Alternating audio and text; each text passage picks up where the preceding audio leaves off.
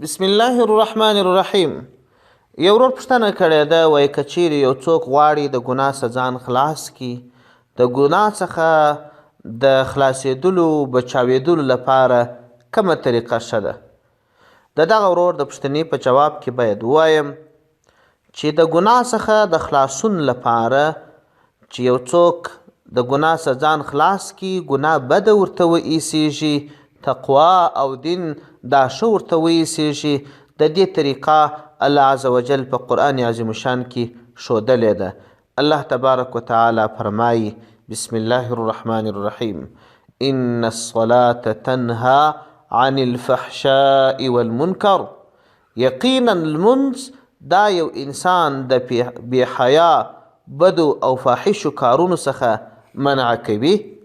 نو که چیرې ته لمونځ په صحیح ترتیب باندې وکړې، د لمانځه چې کوم فرایض، واجبات، سنتونه، مستحبات، آداب دا ټول عملي کې په جماعت باندې په ښه نیت په صحیح ترتیب لمونځ یو څو ورځې ادا کې، درته تکلیف وي، خود به خوده به ته د ټولو ګناهونو څخه کرار راوګرځېږې. دا داسې مثال لري لکه یو جامه چې توره سوي او بیا یو څوک یې مینځي، نو په اول ځل، دوهم ځل، دریم ځل سره ښه نه پاکیږي. هر څومره چې ډېره پرېولل کیږي په هغه اندازه باندې پاکوالی راځي.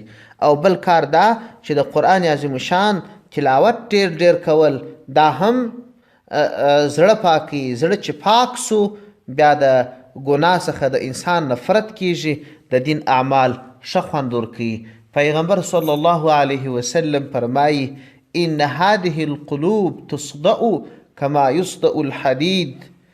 وایي دا زړونه هم داسې زنګ کوي لکه اوسپنه چې زنګ کوي. اذا اصابته الماء، کله چې اوبه ورته ورسیږي.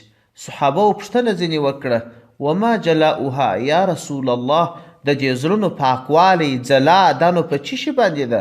پیغمبر صلی الله علیه وسلم ورته وفرمایل چې پاکوالی او ځلا د زړونو دا په ډیر تلاوت کولو او د مرګ په یادولو سره ده.